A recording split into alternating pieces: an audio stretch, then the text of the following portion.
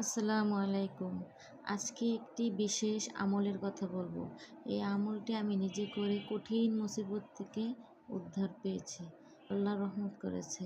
আমরা মানুষ, আল্লাহর বান্দাবান্দি। আল্লাহ যাকে বেশি ভালোবাসেন তাকে বিভিন্ন কঠিন রোগ তাপ বিপদ আপদ বালা মুসিবত দিয়ে আল্লাহ পরীক্ষা করেন।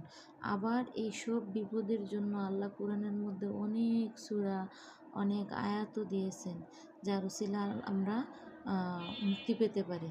তো আজকে আমি এমন একটি আমলের কথা বলবো যে আমলটা আমি নিজে করেছি এবং আমি এটার ফলও পেয়েছি। প্রথমে এশার নামাজের পর নামাজে বসে 100 বার ইস্তেগফার পাঠ করা, যে কোনো ইস্তেগফার। তারপর 200 বার দুরূদ শরীফ, যে কোনো দুরূদ শরীফ। হ্যাঁ, তারপর 499 বার লা হাওলা ওয়ালা কুওয়াতা ইল্লা বিল্লাহ, 499 বার পড়বেন।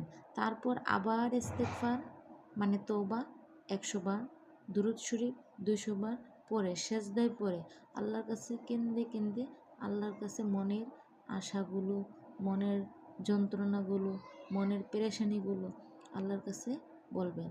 নিশ্চয়ই আল্লাহ আপনাকে সাহায্য করবেন। শুধু ঈমান আর ইখলাসের সাথে পড়বেন।